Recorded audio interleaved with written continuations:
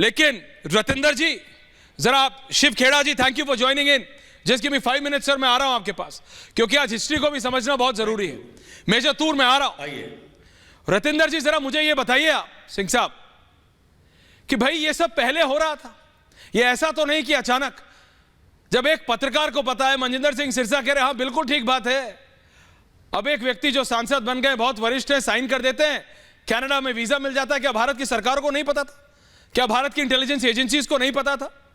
ये भारत की music industry, शुभ एक व्यक्ति है, युवा है। रतिंदर जी, आपके भी अगर बच्चे हैं तो हो सकता है सुनते हो, मैं सुनता हूं, सुनता था या मैं कहूं।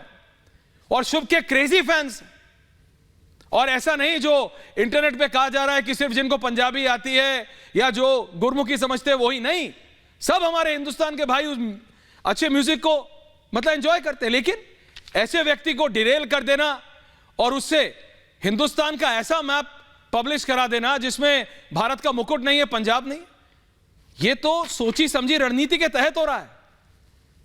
जी भाटिया जी। ये सारा जो बात सिरसा साहब ने कही है ना, मैं उसके बिल्कुल इत्तेफाक रखता हूं। ये सबसे पहला एजेंडा तो पैसा है, सबसे पहला इनका एजेंडा, इनको फंड है, इनको पैसा है। जिस एमपी साहब की आप बात कर रहे हो, जैसे कि सिरसा साहब ने भी कहा, वो आज तक कभी इलेक्शन ही नहीं जीते थे। ये तो मूसावाला की डेथ पे उनकी सहानुभूति लेके, उसकी डेथ की सहानुभूति लेके अब तो ये इलेक्शन जीते हैं। इससे पहले तो ये इलेक्शन भी नहीं जीते थे। लेकिन ये जो पूरी प्लानिंग से काम हो रहा है, ये कोई एक दिन का काम नहीं है, ये सोची समझी रणनीति है। ये इसमें पूरा षड्यंत्र है आईएसआई का, पूरा पाकिस्तान का। वरना ये बिल्कुल ठीक बात है, पाकिस्तान से क्यों नहीं शुरू करते? जब वहां बच्चे मारे जाते हैं, वहां लड़कियों को अगवा किया जाता है, तब इनकी सिक्खी कहां चली जाती है, तब इनके ग्रंथ कहां चले जाते हैं, तब इनको महाराजा रणजीत सिंह क्यों नहीं याद आते, हरि सिंह नलवा क्यों नहीं याद आते? सब कुछ इनको इंडिया में ही याद आता है। एक कैनेडियन सिटीजन इंडिया में लैंड मांग रहा है, जमीन मांग रहा है।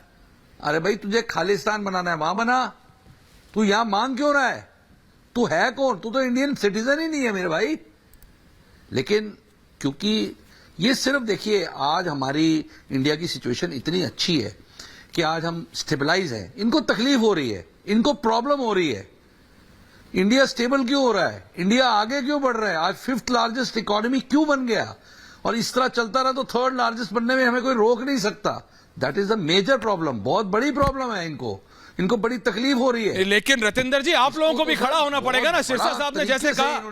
नहीं, आप लोगों को भी संगठन लेके जानी पड़ेंगी। हमारे युवा जो यहीं से तो जाते हैं, शुभ कहां से गया? सिद्धू मूसेवाला कोई आसमान से थोड़ी आया था, बताइए आप मेरे को। ये सब जाते तो हमारे पंजाब से। आप लोग सब बात कर रहे हैं, खराब मत मानिएगा भाटिया जी, सिरसा साहब, नहीं खराब मत मानिएगा।